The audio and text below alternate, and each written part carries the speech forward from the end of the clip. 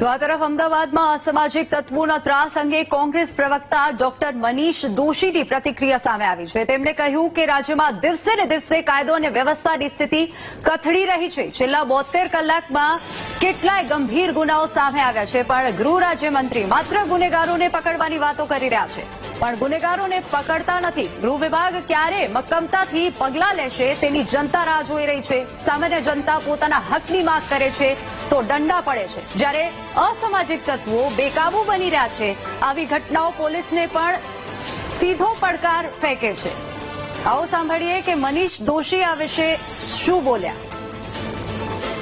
ગુજરાતમાં દિવસે દિવસે કઠતી જતી કાયદો વ્યવસ્થા સ્થિતિ કઈ હદે જઈ રહી છે। ગુજરાતમાં છેલ્લા 72 કલાકની અંદર અનેક પ્રકારની ઘટનાઓ સામે આવી, ગંભીર ગુનાઓ સામે આવ્યા। બેન દીકરીઓ સાથે દુષ્કર્મની ઘટનાઓ આપણે વારંવાર ગુજરાતમાં જોવા મળી રહી છે, અને સરકાર ખાસ કરીને ગૃહ રાજ્યમંત્રી દરેક ગુનો બને પછી કે ચમરબંધીને છોડવામાં નહીં આવે। તમે એકાદ વખત તો ચમરબંધીને પકડો। ગુજરાતના મુખ્યમંત્રી શ્રી કેબિનેટ તરીકે ગૃહ વિભાગ આપની પાસે જે ભ્રષ્ટાચારનું એપી સેન્ટર છે, એ ગૃહ વિભાગ ક્યારેક એવો પગલા લે? આપ મૃદુને મુક્કમ છો, પણ પગલા ક્યારે મક્કમ લેશો?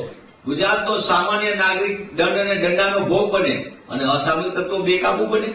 ગુજરાતની અંદર ન્યાય હક અધિકારની લડત માટે ગુજરાતનો બેરોજગાર યુવાન લડવા માટે આવે ગાંધીનગર શહેરને દંડા પડે। ગુજરાતનો ખેડૂત પોતાના હક અધિકાર માંગે દંડા પડે। કોઈ વ્યક્તિ પોતાના હક અધિકાર માંગે દંડા પડે, અને બીજી બાજુ અસામાજિક તત્વોને બે રોકટોક ગુનાખોરીના પડવાના હોય એમ બેકાબુ બને। આ પોલીસને પણ સીધો પડકાર છે। તેવા સંજોગોમાં ગૃહ રાજ્યમંત્રી શ્રી હવે જાગો અને ગુજરાતના નાગરિકોને સુરક્ષા માટેનો ઇંતજામ કરો।